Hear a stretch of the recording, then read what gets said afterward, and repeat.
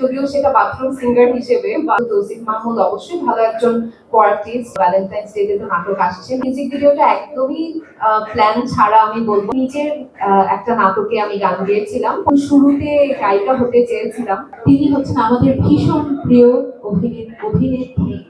এখন আমি তাকে কণ্ঠশিল্পীও বলবো, এবং তিনি গান করেন। আমরা এখন আস্তে আস্তে সেটা আবিষ্কার করছি, কিন্তু নিশ্চয়ই যে গান ভালোবাসে সে ছোট থেকে গান করে, এটা আমার বিশ্বাস।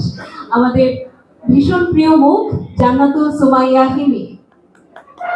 আমরা একটু হিমি আপুর কাছ থেকে শুনতে চাই এই দুজনার গান চিত্রে শুরু থেকে শেষ পর্যন্ত এই যে গান চিত্রে নিজেকে আবিষ্কার করার যে অনুভূতিটা, সেটা কেমন?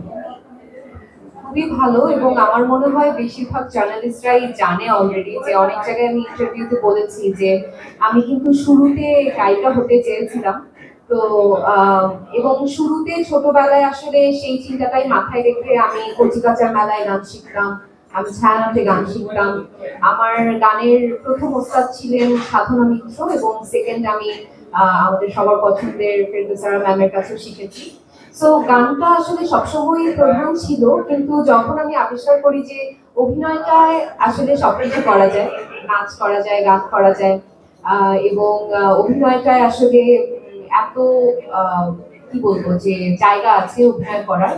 সো তখন আসলে অভিনয় নিয়ে বেশি প্রাধান্য দেয়া। তবে আমার গান গাওয়া কিন্তু থামেনি, যদিও সেটা বাথরুম সিঙ্গার হিসেবে বা গাড়ির মধ্যে। আমার বাবা হয়তো ভালো বলতে পারবে যে সারাক্ষণ গাড়ির মধ্যে আমি গান ছেড়ে জোরে জোরে চিৎকার করে করে গান গাই প্রতিদিন। সো গান সবসময় সঙ্গে ছিল। আর গানটা প্রথম আবিষ্কার, যদি বলি যে এখন প্রফেশনালি গান গাওয়ার ক্ষেত্রে দুজন মানুষের কথা বলতে হয়। অবশ্যই কবি বকুল ভাইয়া আমাকে সুযোগ করে দিয়েছেন তার লেখা গানে ইত্যাদি মঞ্চে গাওয়ার জন্য, এবং এর আগে কিন্তু আমি আমার নিজের একটা নাটকে আমি গান গেয়েছিলাম, পরাণ পাখি। সেখানে আমাদের ডিরেক্টর কিন্তু একদিন আমাদের আড্ডায় এরকম গান শুনে, সে মাহিনা ওনাদের কথা বলছি, তো তিনিও কিন্তু আমাকে সুযোগ করে দিয়েছিলেন। আর এই আজকের এই মিউজিক ভিডিওটা একদমই প্ল্যান ছাড়া আমি বলবো। আমি এটা একদমই ভাবিনি, এটা পুরোটাই কবি বকুল ভাইয়ের মাথা থেকেই এসেছে। তিনি আমাকে ফোন করে বললেন যে আমি আগ্রহী কিনা, এবং আমি সবসময় তিনি যখনই কোনো কিছু বলেন আমি এক কথায় হ্যাঁ বলে দিই, কারণ আমি জানি যে গানের কোয়ালিটি থেকে শুরু করে everything he will make sure. So যখন গানটা শুনলাম, আমাকে ডেমোটা পাঠানো হয়েছিল রাফি ভাইয়ের কণ্ঠে। আমি তাকে তখন চিনতাম না, কিন্তু কণ্ঠটা এত সুন্দর লেগেছে। আসলে সেইখানে আমার কাছে মনে হয় যে একটা গানের মেইন জিনিস যখন কণ্ঠটা সুন্দর হয়, এবং গানের সঙ্গে এত ভালো গেছে ওনার কণ্ঠ, তো আমি তখনই হ্যাঁ বলে দিয়েছি। সো আমি খুবই গ্রেটফুল যে আমাকে আজকে এই সুযোগটা করে দেওয়ার জন্য।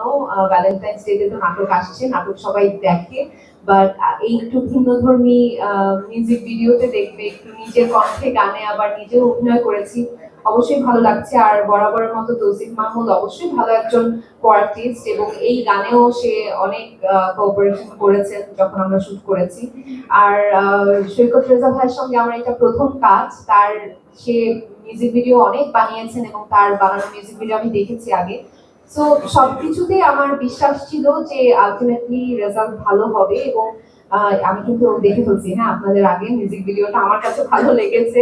আমার মনে হয় যে দর্শকদেরও ভালো লাগবে। আর যেহেতু আমি গানের মানুষ না, সো যদি গানের ক্ষেত্রে একটু ভুল ত্রুটি হয় সেটা ক্ষমা সুন্দর দৃষ্টিতে দেখবেন।